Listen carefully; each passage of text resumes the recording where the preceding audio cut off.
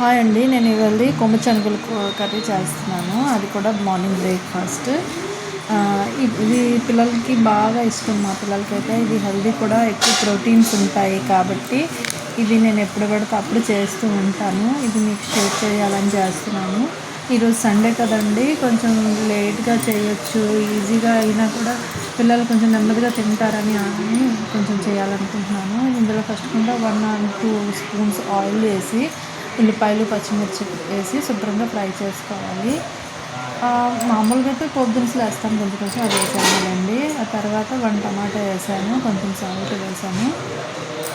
Salt వేసినాక బాగా fry చేస్తూ కొంచెం పసుపు వేసుకున్నాను, కొంచెం కారం తగినంత వేసుకున్నాను, కొంచెమే వేస్తున్నాను అండి, ఎక్కువ కారం కాదు. అది వేసినాక చక్కగా కలుపుకోవాలి.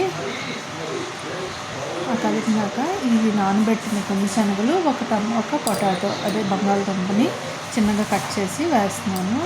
ఇది 8 hours నానబెట్టాను నేను ఈ శనగలని. దీన్ని చాలా చీప్గా చూస్తారు కానీ దీంట్లో ఉండే చాలా ఫైబర్ అండ్ ప్రోటీన్ చాలా ఎక్కువ ఉంటాయి. మాంసకృతులు చాలా మంచిదండి. ఇది పిల్లలకి ఎక్కువ పెడుతూ ఉండండి, పెద్దలు కూడా బాగుంటే మంచిది కూడా. ఇప్పుడు చూడండి, చక్కగా కలుపుకుంటున్నాను. అప్పటికే మా బాబు ఇంక టిఫిన్ అయిపోయిందా లేదా అని అడుగుతున్నాడు. బాగా కలుపుకున్నాక కొత్తిమీరని చిన్నగా కట్ చేసుకున్నానండి. ఆ కొత్తిమీరని కూడా అందులో వేసుకోవాలి.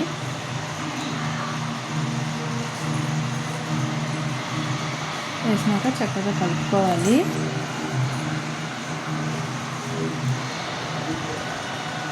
ఆ తర్వాత కొంచెం ఇంట్లో పన్నీర్ చిన్న పీస్ ఉంది, ఆ పన్నీర్ కూడా కొంచెం చిదిమేసాను, అందులో వేసేసాను. కొంచెం ఫీల్ ఉంటుంది కదా పిల్లలకి, అది వేయాలని వేస్తున్నాను తప్ప వేయకపోయినా ప్రాబ్లం ఏం లేదు. అలా వేసేసి చక్కగా కలిపేసుకొని కొంచెం వాటర్ వేసేసుకోవాలి తగినంత, మరి ఎక్కువ కాకుండా కొంచెం ఒక 1 glass వాటర్ వేసుకుంటే సరిపోతుందండి.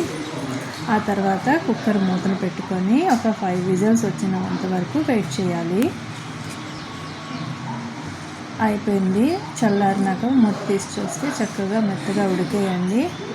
మరీ నీరులా అనిపిస్తే ఒక స్టవ్ మీద ఒక మాదిరి పెట్టుకుంటే సరిపోతుంది. చూసారా, పొగలు కమ్ముతున్నాయి, నా వీడియో కూడా కనిపించలేదు చూసుకుంటే. ఇప్పుడు చూడండి, బాగానే కనిపిస్తుంది కదా.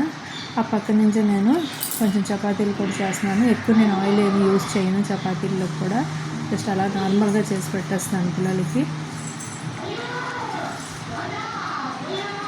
ఈ రొట్టె అయితే గాబర్లో మాడిపోయిందండి, ఏమనుకోకండి.